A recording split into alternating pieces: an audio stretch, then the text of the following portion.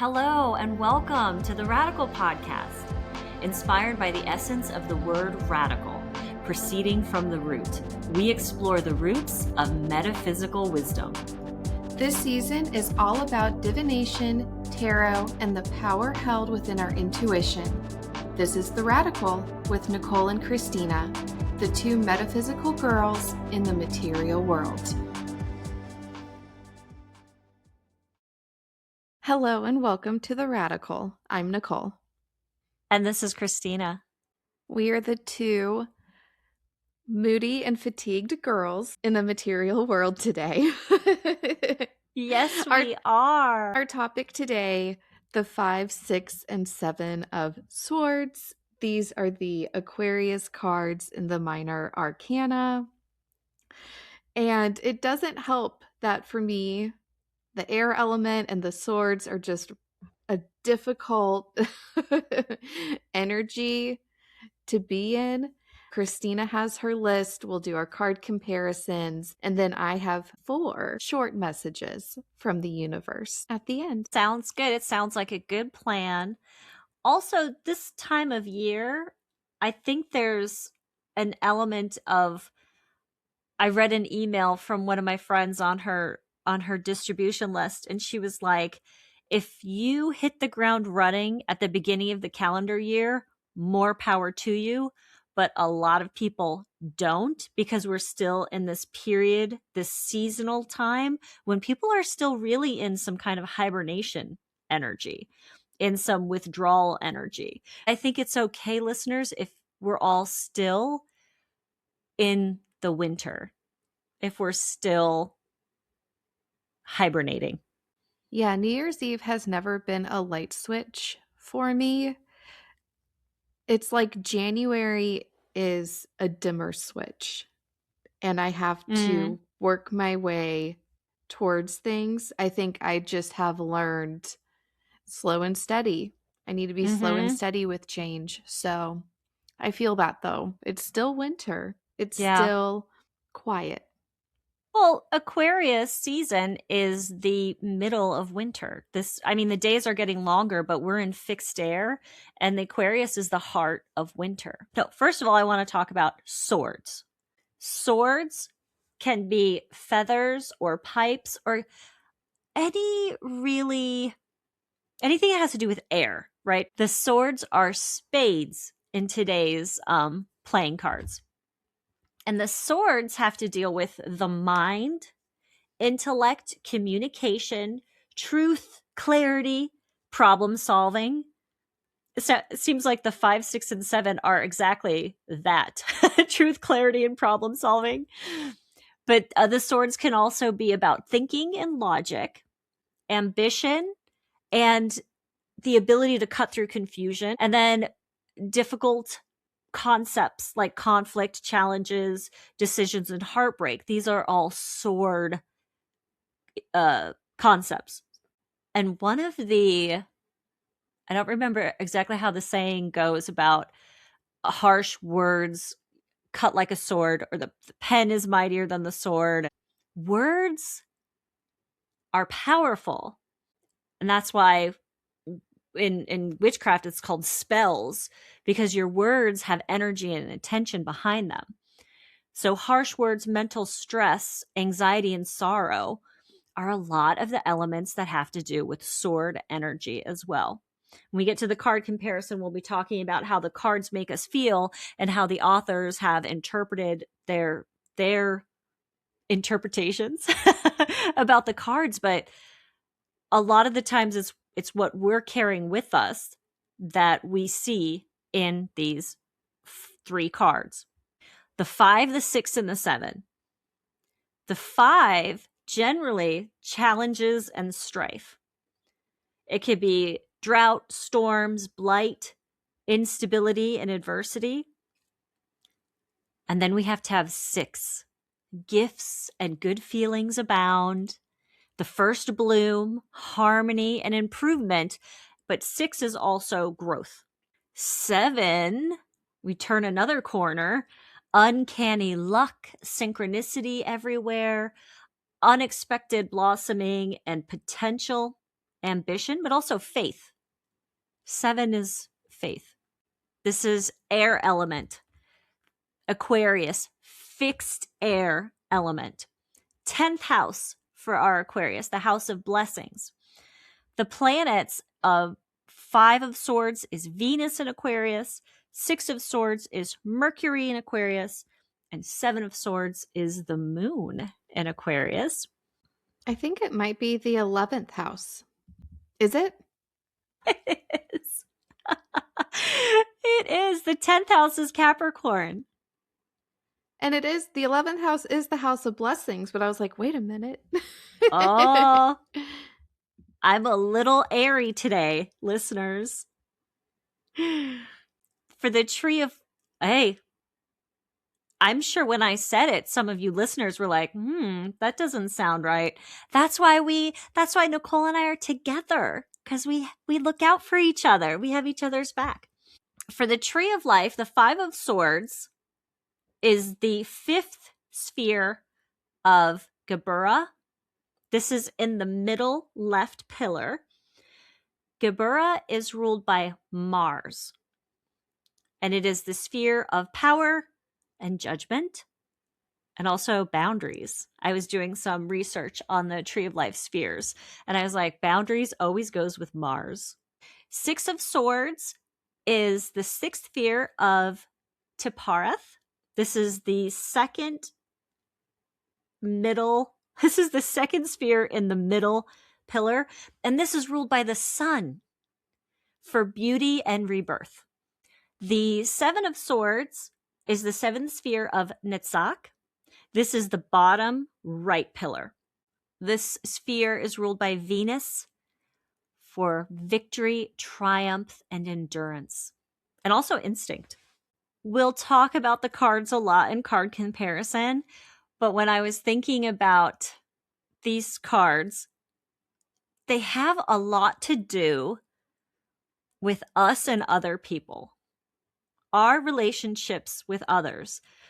Generally, particularly in the Rider-Waite-Smith deck, there's multiple characters in these cards, and even in the 7 of Swords, where you don't see the other characters, the tents are there to imply that people are inside those tents.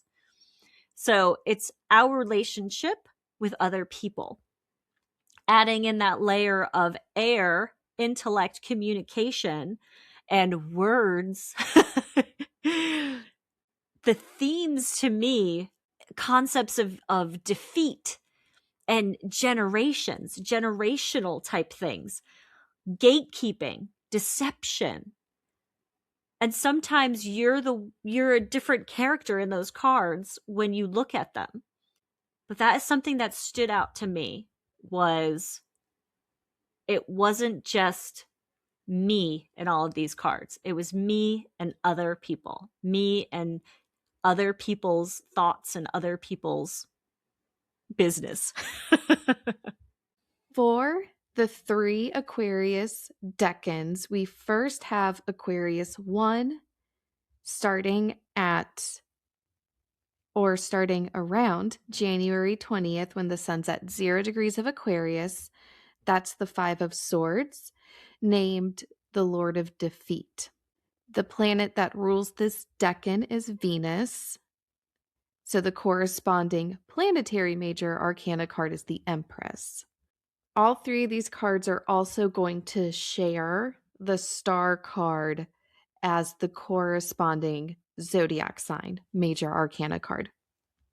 The 6 of Swords is the 2nd Aquarius decan. I love this one. Finally, one that I'm excited about. The Lord of Science. How cool is that?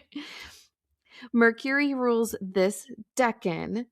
So we have influences of the Magician card. The 7 of Swords for the 3rd Aquarius decan, the Lord of Futility, is ruled by the Moon.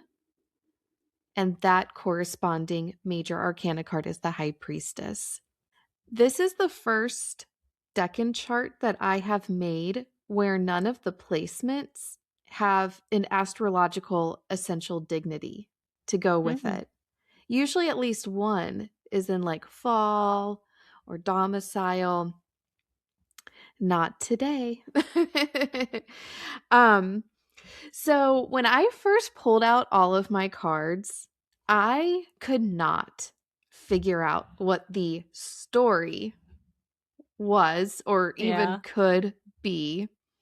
But thankfully, when my creativity fails, T. Susan Chang does not. So I relied a little heavier on her book, 36 Secrets, than I do normally. Um, Usually the book is kind of like an inspiration and I can kind of like get it together, but not today. So, according to T. Susan Chang in her book, she says in the Five of Swords, there is risk. The six shows our passage. In the seven, we scrabble for a living in any way we can. And I was like, oh, that I can work with that. That's Okay. general enough to kind of contain a lot of the different situations and relationships that these cards could speak to. I also really loved this visual or the way she phrased this in regards to the Five of Swords. The calculus of risk and survival can leave little breathing room for empathy. And I wrote this part, and can leave us with an activated survival system operating from our limbic brain. When we're in our limbic brain, we don't have access to the executive functioning of our prefrontal cortex.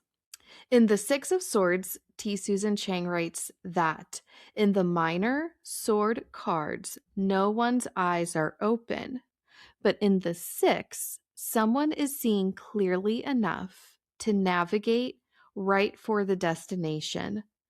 He follows a guiding star, one apparent to his perception, if not to ours. And I love this because the star card is connected Mhm. to this series. In the Seven of Swords, the twisted posture of our conniving friend, with his head going one way and the feet going the other, conveys this doubleness of intention. And I think doubleness of intention is also a really great phrase because it's general enough to include a lot of the different scenarios that can show up in the Seven of Swords. I traditionally have heard this card, or the way this card was taught to me was this is self sabotage. But really, you can also, I think, apply this to situations where you're manipulating other people. That doubleness of intention. I have so many feelings about that too. And when we get to the card comparisons, but speaking specifically about the Rider Waite Smith deck, in that Seven of Swords with that bright yellow background and the different clothing that the character is wearing and the like the richness of the tents. There's also a little bit of a Robin Hood feeling to me about this, of opportunistic, but not Mm-hmm. in any sort of negative way. Because two swords are being left behind and some of the swords are going with the the character. That's another feeling I get when I look at this card, is taking opportunity of something. Yes. And it started to remind me of the Seven of Cups, how that card to me sort of represented a warning. Like you could try on all these different hats to see what fits, or you could be way on the other side of the continuum and you could be deluding yourself. And I Exactly. feel Yep. like that same sort of continuum exists in, maybe it's all the sevens, but I feel it here as well. Mhm. Like it could be manipulation and, these really negative connotations on one end, or it could be opportunity, like Christina Yeah. said. There's this thing about, if you can't beat them, join them. And the swords representing ideals and ideas and communication, that why wouldn't you use ideas and processes that work for the people in the tents? It's not just for the people in the tents, it's for everybody. So I'm just going to take these ideas back to my camp and I'm going to say, hey, look at this. Let's use this so that we could get some better tents. Yes. We could get some fancy tents with flags on top of them. I think it's also worth mentioning that the 5, for as negative, quote unquote, as it can be, same with the 7. The star card is attached to these cards as well as the 6. So I just made a little note that there seems to be little faith or hope, but the star's influence is always there. So there's always hope available if we're willing to look for it. Mm-hmm. Decanical interpretations, these may not be my finest work, but it's going to be okay. For the 5 of Swords, Venus in Aquarius, Lord of Defeat, the provocation of Aquarius, and the insecurity of the Venusian shadow. If we remember to our Aquarius podcast, we said in that one that Aquarius can sometimes do things for shock value without a purpose. Mm-hmm. That's what I have for now. I might totally rewrite these for the Substack. We'll see. 6 of Swords, Mercury in Aquarius, Lord of Science, Aquarian firmament, and Mercury as the ferryman. That's what I got from this card. The 7 of Swords, Moon in Aquarius, Lord of Futility, the contradiction of Aquarius, and the illusions of the moon. For my Zodiac Tarot guidebook, she says the divergent thinking of Aquarius is transformed into cunning. So again, the 7, it could be deception, it could be opportunity, you could be cunning, you could be manipulative. There's a lot happening. Mm-hmm. Okay, so we'll talk about my cards now. These 3 cards in each of my decks. Zodiac Tarot. We have a victor wearing red, standing in front of the quote unquote loser, who is wearing yellow and lays in the grass in this kind of on her back, sort of in an injured position, although the only visible wounds are her tears. So sad. So sad. Well, swords can be words too. Mm-hmm. There is in the background a blue flame, and that made me think of the blue flame of Archangel Michael and also the throat chakra. That's just what occurred to me. Next up is my Medicine Woman Tarot, 5 of Swords. And I must say, this is my favorite 5 of Swords representation out of my decks, which is kind of surprising. We have our main figure, a woman dressed in yellow. She, to me, looks like she's sort of smugly eating from this bowl. She's sitting with another woman whose bowl is definitely not as full as hers. And the other woman looks silently enraged. And there's this sort of air of like entitlement from the woman in yellow, this smugness, this aloofness. And then further in the distance, there's this grandmotherly figure and a young child looking on. And they appear like shocked and upset that this woman in yellow is eating their food. T. Susan Chang calls this card the 5 of Swords, the card of unbearable inequality. And looking at this card, I can feel that. Like, I start to feel enraged when I start thinking about what's going on in this card and that this woman is taking food from a family that has a young child and an elderly grandmother figure also. So I really could feel with this one. The Antique Anatomy Tarot has 4 blades that are sort of overlaid in a diagonal like pattern. And of those 4 blades, the pointy ends are facing away from us, while the 5th top blade is pointing back directly at us. And there's black flowers, and actually the handles of the blades are black also, and black can represent power. Did you ever hear the phrase, when you point your finger at somebody, all your other fingers are pointing back at you? Mm-hmm.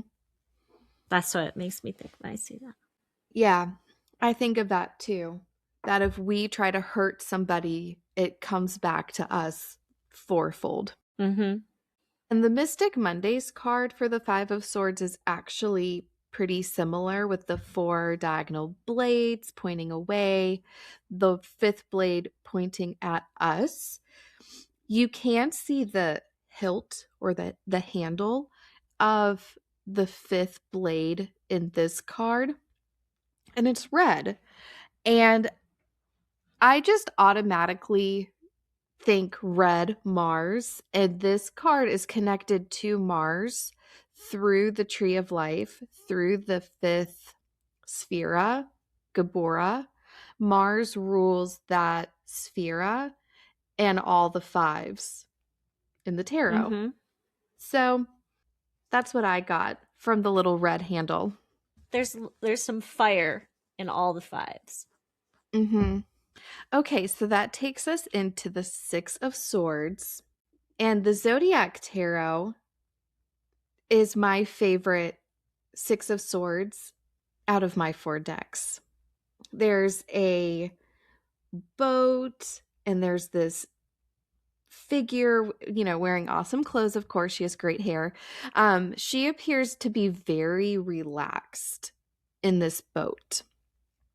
And I have started seeing this card very much as like a magical manifestation, sort of alchemy card.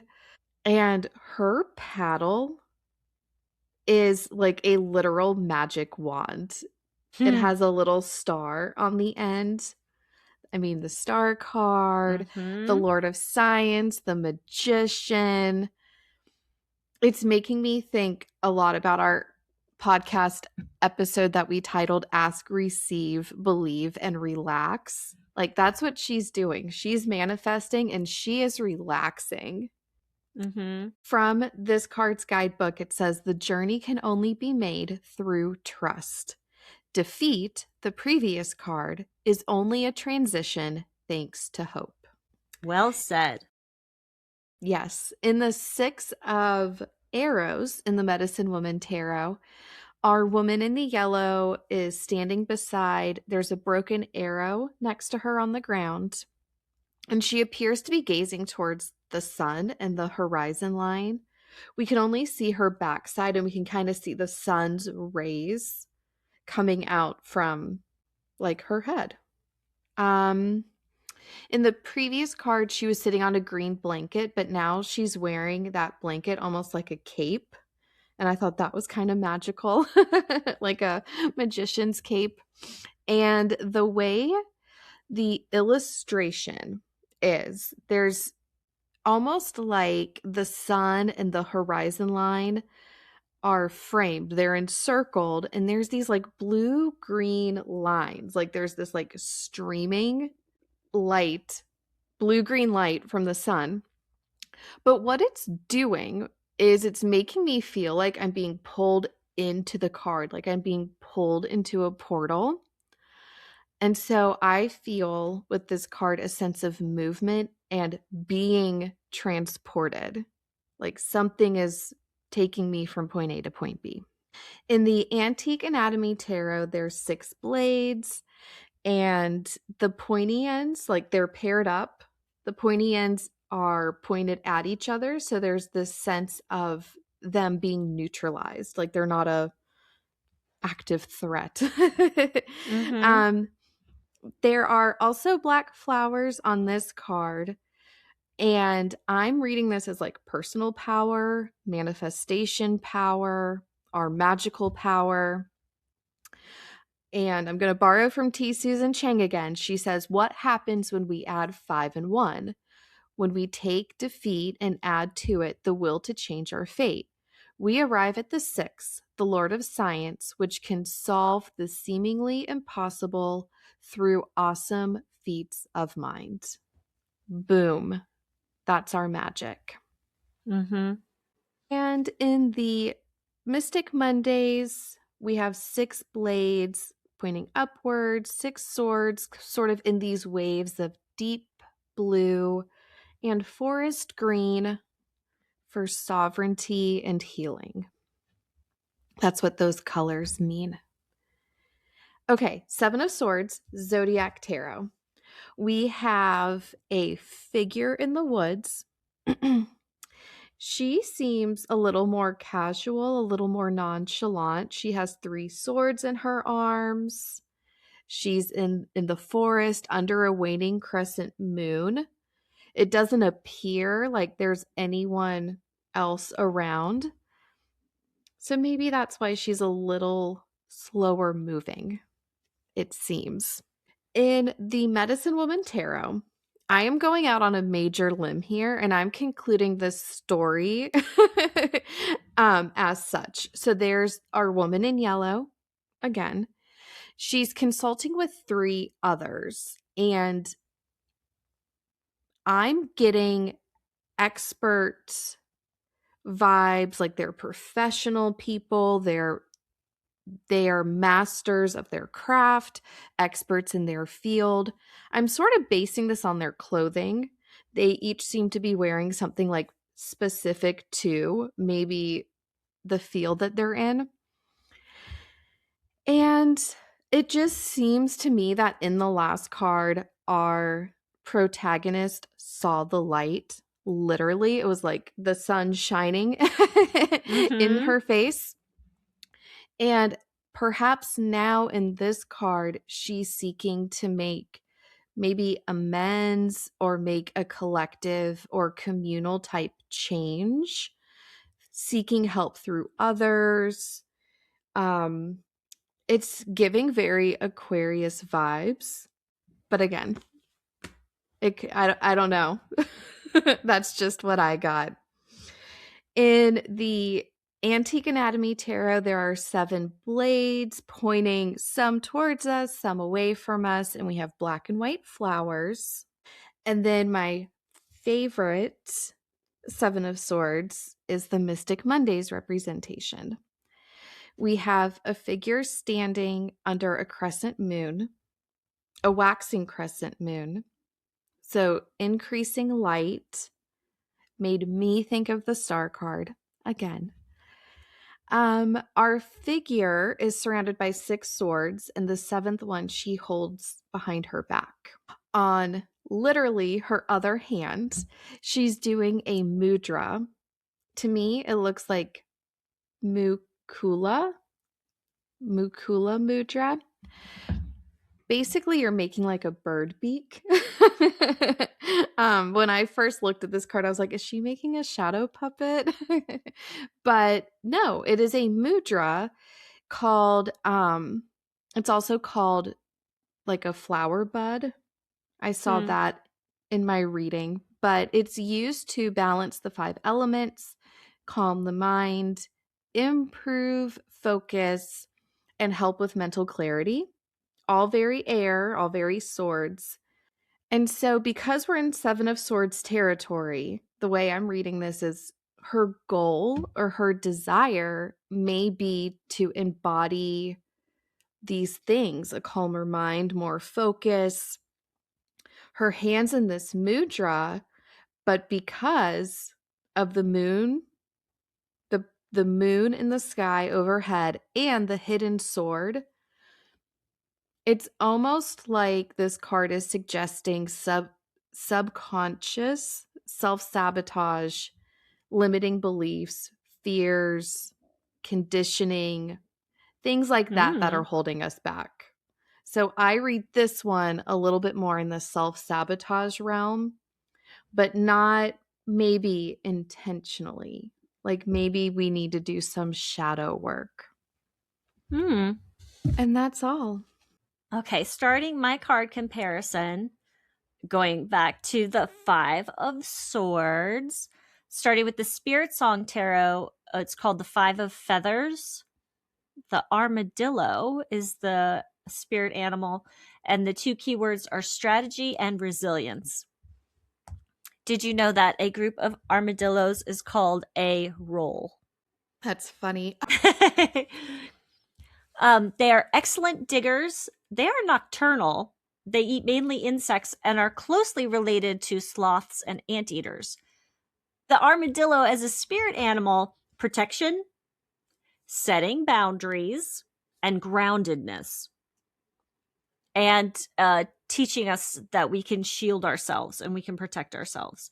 It's like the armadillo is the spirit animal for the the the other Five of Swords cards.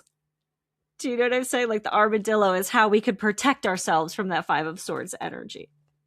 For the Wild Unknown Tarot, a Five of Swords, and it's the keyword there is self-destruction. There's 5 swords. They all have different hilts. There's an earthworm that has been cut in two. And the author has in their guidebook that we're doing it to ourselves. That they wrote, you'll be lured into another situation or argument you know to avoid. Mm.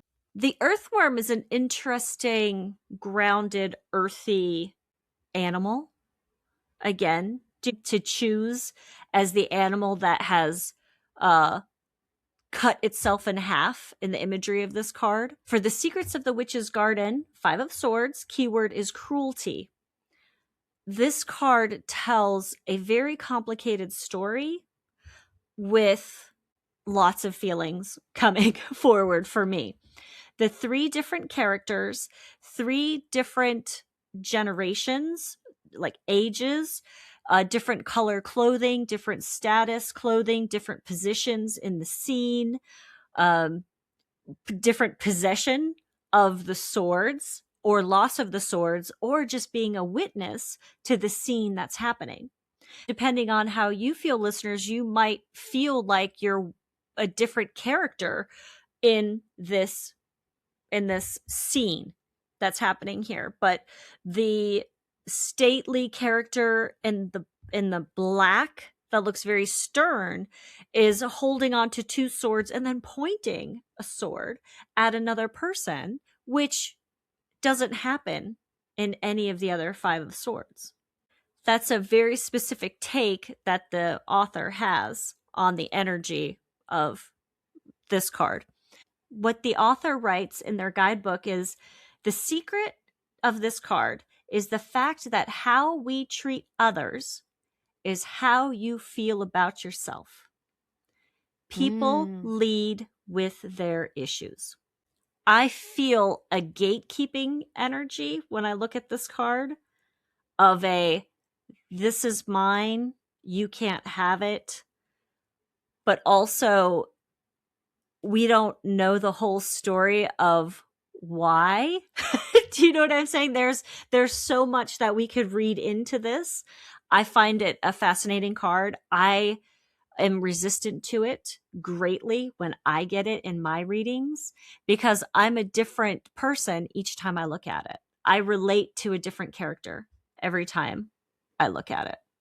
And then for the Sacred She, this is the 5 of Air, keyword arrogance. Now look at this card.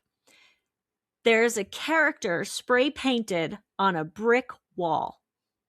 This character has big hair, grand, overly structured, overly styled clothes, lots of jewelry, hands on their hips with these jeweled hands and manicured, red, sharp fingernails. I can feel arrogance when I look at that. And I feel like it being on the brick wall has closed in that character. And there's also a square box around the face. And it makes you wonder if the face is superimposed or if the face is behind or if the face is not part of that bricked in persona. For the Six of Swords, for the Spirit Song Tarot, it's the Six of Feathers, Dragonfly, keywords transition and insight. A group of dragonflies are called a flight. This seems to be the latest thing that I enjoy doing now, is telling you what a group of animals is called. Dragonflies have existed for 300 million years. They have found the fossils of dragonflies. They have older ones that were massive with like 2-foot wingspans. I would love to see, no, I wouldn't. I don't want to be there with bugs that big. But dragonflies are so beneficial, and they have such a positive impact on our ecosystems. They eat dozens to hundreds of mosquitoes in a day, and they're very mosquitoes and other pests. And they are excellent flyers. They can hover, fly backwards, upside down. They can change direction instantly. If any of you have had the opportunity to watch fire or dragonflies dance around the water or the area that you're in, they are just fascinating to watch, and you kind of get the sense of their abilities. The dragonfly is a spirit animal. One more thing. They spend most of their life in their nymph stage in the water. They actually fly around a shorter amount of time than they live in the water. I did not know that. I thought it was the opposite. Mm-hmm. That is why, as a spirit animal, transformation, because they spend a lot of time in the water and some time in the air, and they're masters of both, because they're very voracious eaters when they're in the water and very voracious eaters when they're in the air. Transformation, change, and adaptability. And there's this element of illusion because of the nature of their wings. Dragonfly spirit animal energy asks us to look beyond the surface, trust in our intuition, and kind of be able to shift and to flow and to be light and to change direction. That energy. For the Wild Unknown Tarot, it's the Six of Swords, key phrase hope at last, and travel. There's 6 swords in a jumble at the bottom of the card where the illustrator made it really dark, and then there's a rainbow across the top part of the card. It draws your energy up, or it draws my eyes up, so I feel like the energy is going up from the bottom to the top. But yeah, the rainbow as a symbol of hope. There's no stars in any of my tarot cards so far. Mm-mm. I was just about to say something because I have Aquarius symbol on that card, and I'm like, where are the stars? There's no stars. Okay. For the Six of Swords and the Secrets of the Witch's Garden, it's the keyword is journey. The character, again, we have a boat. We have 3 characters in a boat. We have one person who is using the sword at her heart chakra as the guiding light to direct the boat.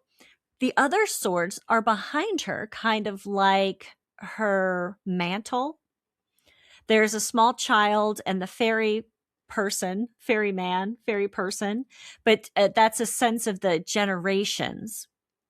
There's a full moon.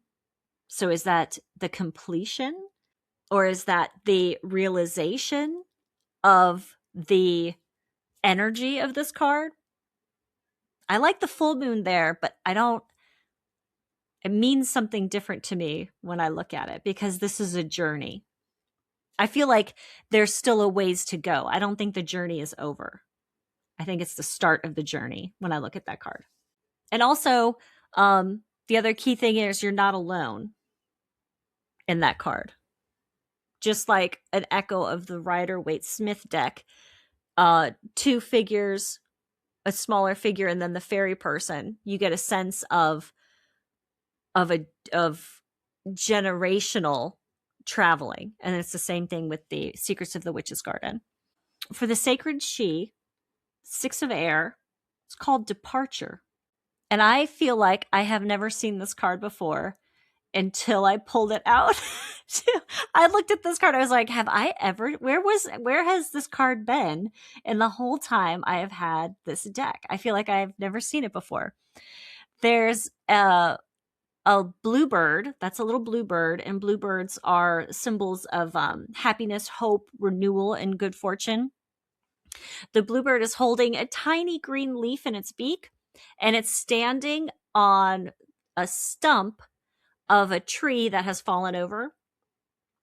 The sky behind the bluebird is dark gray at the bottom. It gets a little lighter, and there's the upper left-hand corner is blue sky.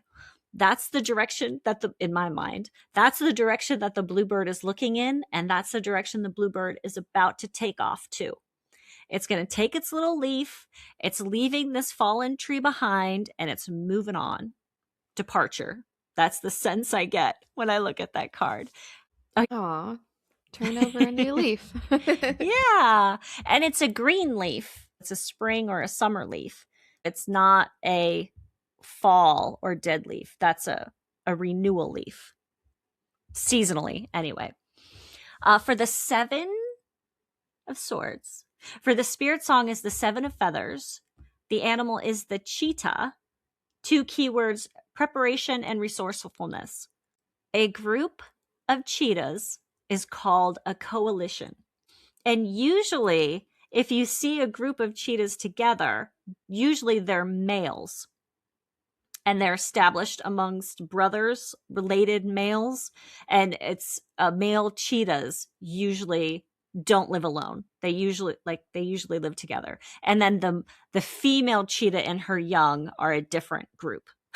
But it's called a coalition of cheetahs. Cheetahs have the ability to roam vast distances. They move swiftly. As a spirit animal, you can see that it gives you the energy of being free from constraints and limitations, being an explorer, new territories, opportunities, being opportunistic, which is kind of what I was feeling with the 7 of Swords. And the spirit animal cheetah, if you've ever seen a cheetah hunting or chasing down its prey, it's intensely focused and concentrated on what it's doing. The spirit animal cheetah could also give you that energy.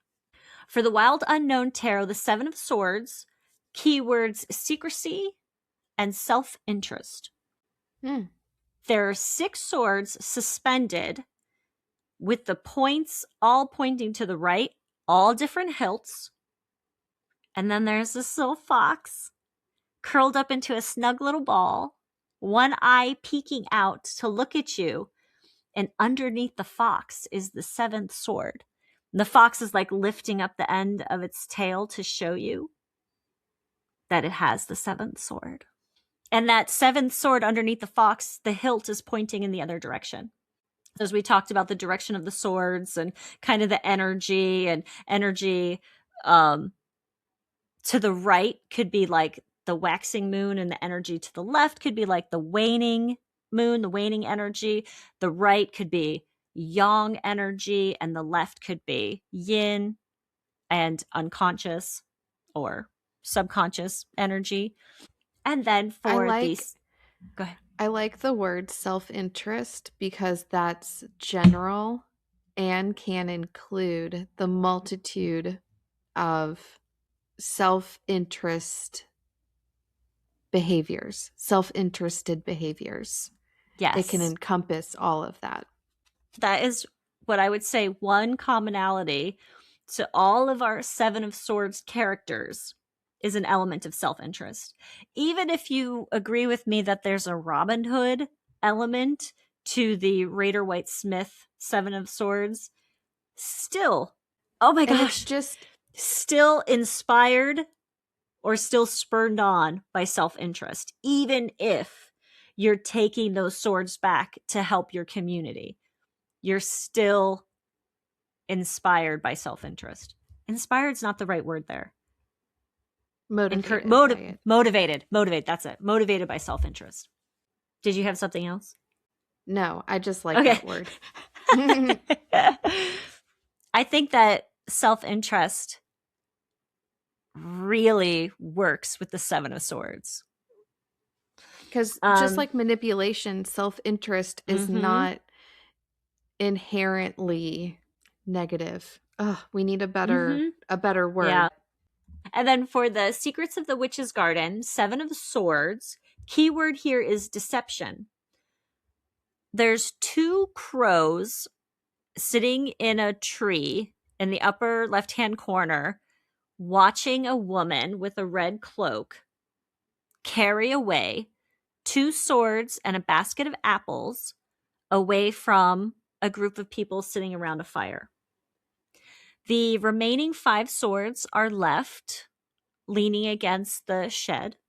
So there's a sense of, I don't feel a super deception in this card. I feel like she's doing is Irish goodbye. Yeah. You need to go, but you don't want to explain yourself to anybody. You're just ready to go. But that's me, listeners. That's how I feel when I look at this card. I'm like, they can do what they need to do. I've taken just my swords, just mine. I'm not taking yours, just mine. And I gotta go. I don't need a long, drawn out goodbye situation. But the author used the phrase self-editing as the amount of swords that the character was taking and the swords that were being left behind. Because again, if we think about swords being communication, intellect, ideas, ideals, you're just taking what you need, what you agree with, what works for you, and you just leave the rest behind. We don't have to pick up all the ideas of all the people we're around. I don't feel deception when I look at the Seven of Swords. I feel self-interest, self-editing, and taking what I need and leaving the rest behind. But that's where I am in my life. Until I get to the Sacred She, the Seven of Air, again, keyword deception, and this card that looks like a little dog to me. That does not look like a wolf underneath that sheep. The teeth aren't very sharp. It's brown. It doesn't look very vicious. It looks just kind of like it's just trying to make you believe that it's not a dog, that it's a sheep. The background colors is very yellow at the bottom, and then it moves up into like a dark burgundy, dark brown, but it feels like a very warm card to me. And it doesn't feel very sinister. Anyway, I'm just going to go with the word sinister. Because I feel like that's just a little dog trying to be part of the flock. For whatever reason, for whatever self-interest reason this dog has to want to be a part of the sheep flock, I don't know what the dog's agenda is, but I would probably let it in. I would probably let it. I probably wouldn't cry wolf if I saw that. I'd be like, hey, what's going on? So it's like, are you the dog? Are you trying to fit in with a group of people because you want to know what they know, but you're not really what they are? It's also Does that make sense? Like, it if does. I have my experience. And anybody can go to a lecture on astrology. It doesn't mean I'm an astrologer. I'll bring my birth chart and all of my books and I'll put on this sheepskin. But also, I'm not an actual astrologer. I'm just a You know what I'm saying. I don't know if I have the words to put my thoughts together on this. But leaving all that behind, are you the dog? Are you the observer? Do you see through the disguise? Do you suspect it? But also, are you the one wearing the sheepskin, hoping to gain information, hoping to gain a leg up, hoping to like you if you can't beat them, join them. There's nothing wrong with that element of self-interest. To summarize the cards, Five of Swords, this could be an intellectual rivalry because we're in the air element, the realm of the swords, and then degradation, wounded pride, humiliation, taunting, spite, malice. Winning, but at what cost? For the Six of Swords, like I said earlier, this is really, to me, like a magical card dealing with like manifestation, alchemy. This also comes from 36 Secrets. She says, we manipulate the world in miniature or in metaphor, and the world we perceive changes. That's pretty magician. Mm-hmm. The Six of Swords can also convey moving away from stress and trouble. If it's a literal passage and we're crossing like space and Mm-hmm. time, we're like literally physically moving away from those things. Or we're putting up a boundary and having that help us move further away. This card also makes me think about, as a passage, that there's a journey involved. Things like mastering the way, or the obstacle is the way, or the only way out is through. These sort of like Stoic or Buddhist concepts of the journey becomes the destination. With the Seven of Swords, this is self-interest, manipulation, tactics, strategies, which in and of themselves are not inherently positive or negative. They just are. Cunning. We could go more in one direction of the continuum. Intelligence transformed into subterfuge, sneaky snakeness, disingenuousness. Or this could be sabotaging yourself, like your own personal blind spot, acting out of alignment with your values. For the reversals, the Five of Swords in reverse could be making or receiving an amends, depending on which character you are in that card. And it could also mean giving yourself approval and validation rather than fighting with others for it. Oh, that's a good one. And the from the Secrets of the Witch's Garden, the question to write the reversal is, how can I speak kindly to those who intimidate me? In reverse, the Six of Swords can be staying stuck, resisting change, refusing to get on that boat.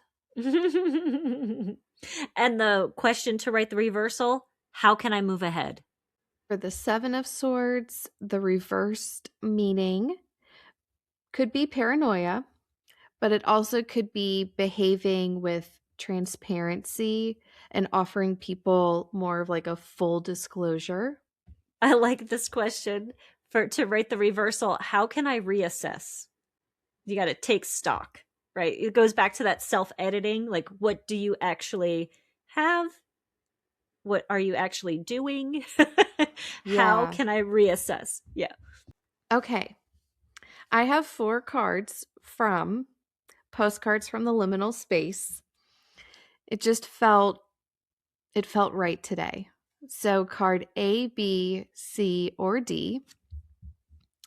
And the first card, card A, is this is not a dream. This is not a dream, but you still need to wake up.